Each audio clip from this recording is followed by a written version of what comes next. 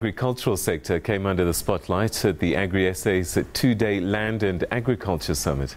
Upcoming black commercial farmers praised aid efforts and said that transformation is doomed without proper support and funding from government.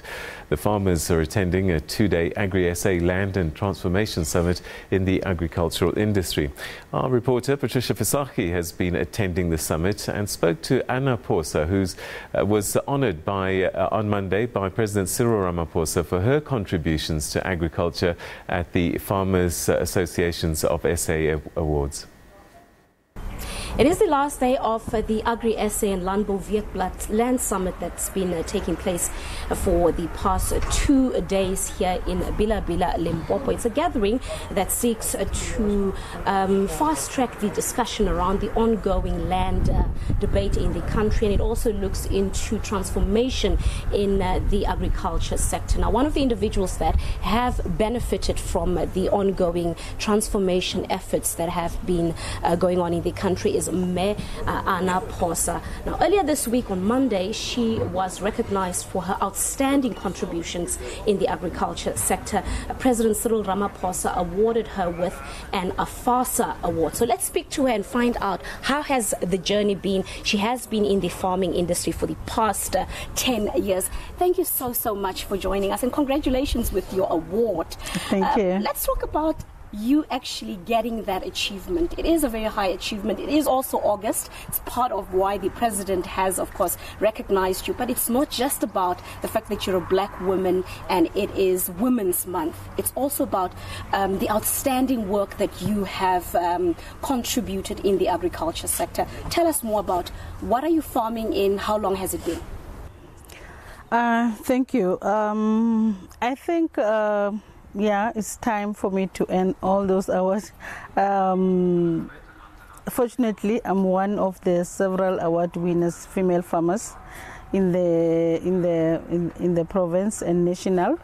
And yes, the contribution that I've been doing on the agricultural sector, I've been farming since 2004, and doing part-time farming until then I went into full-time farming. And yeah, the award that I received on Monday, a presidential award from that came through on the Afasa conference, and I was awarded exceptional business leader. And like I'm saying, all these awards, they come with hard work. Because I've been working the land non-stop. As we are here today talking issues of land and see how we can together with the white farming community and the leaders of the industry, everybody has come together here to see the solutions of the land, including our black farmers. They're also here. They also want to contribute towards the issue of land. Now, this gathering, as I have mentioned, focuses also on transformation in the agricultural sector. You have seemingly benefited from the transformation that has been happening. Tell us about how have you benefited? What are some of the measures that have been implemented that has actually seen black women such as yourself, not just black women, everybody else who have actually absorbed benefit from the efforts over the years? Yes, the transformation have been there. It's the now solution is just for the government to accelerate that, because yes, we have benefited, especially as black farmers, and myself being a woman, I've also have been developed by the very same white farmers, working hand in glove with them, and yes, I think this is time that we accelerate and the government help accelerating the transformation, and the willingness of the people that have been long in the industry, especially the white commercial farmers, they are showing that they are willing to help the government to speed up the process of land, and they're also coming with all the examples and showing that They want to help the government to come with the solution, and including our government. Our deputy president was here yesterday. He also touched on the issues that he's also prepared to work with the farmers and to work with the agricultural leaders to make committees and see how can they come up with the solution. And what I've seen here, I'm humbled. I've seen people are ready for the transformation of the land issues in South Africa. Of course, you're highlighting that government needs to speed up the process. It means there are still certain challenges that still exist. What are those challenges that we're talking about?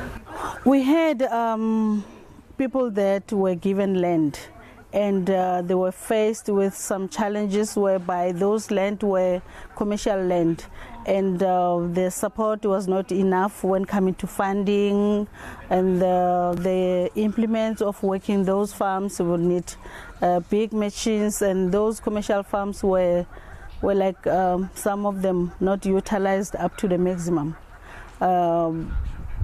because of the previously disadvantaged people would find themselves on the land without the right equipments to work the land, without the right sized funding to take over the commercial farm. You have made your mark in the industry, but it did not come without some suffering and some hurdles. What are the challenges that you faced over the past 10 years? It hasn't been easy. If you are to see the size of the farming that I'm doing now over 10 years, I would have been far. I'm only on 300 sow unit when coming to the piggery, and probably if really I got the right size assistance or funding or support when I started, I would have been far. I would have been 1,000 and something sow unit. So most of us are still crawling because all the challenges that we went through. Some of the latest challenges that now black farmers have just suffered during the found of listeriasis in some factory here in South Africa, and the pork price went back to the price of 2009, and small farmers that were still upcoming, they're all down and gone today. Some are restarting again. So all those challenges are the things that are taking us one step we go one step forward and 2 steps backwards. So if we would get the right assistance and the government commit the right way and the funding sectors open up to us, we'll definitely go somewhere. The issue of land is another sensitive one. We currently have this buzzword in the country. It is land expropriation without compensation. What are your views on that? After hearing all the discussions since yesterday, where do you stand in terms of that? Look, we are all worried about the land issues here in South Africa, especially the white community that has been holding more hectares of the land here in South Africa. And being here for the 2 days land summit, I can see that there is a willingness of working together with the government to solve the issue of the land, and some have demonstrated that they have started to let some of the land go towards the farm workers, some towards the black farmers that are also neighboring, and yes, I can see that everybody is willing to help to see this done peacefully. Do you have enough land? Look, as a small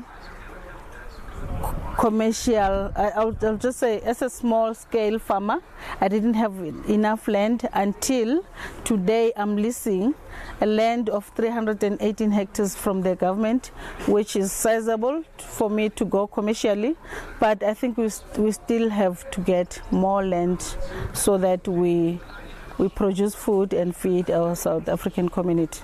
Lastly, other young people who are looking up to successful farmers such as yourself, what's the message of advice that you have for them?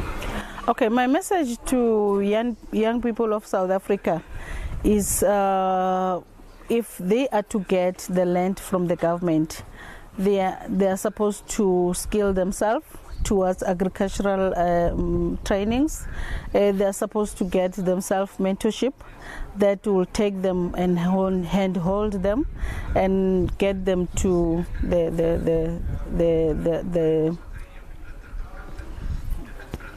and get them to work the farm successfully.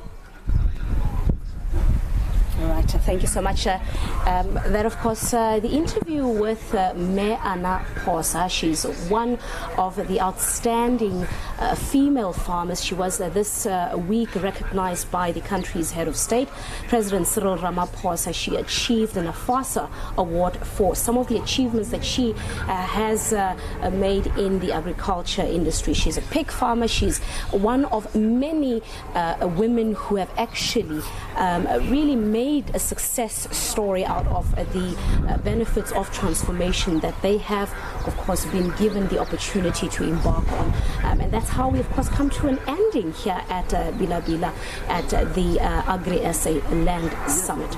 It's back to you.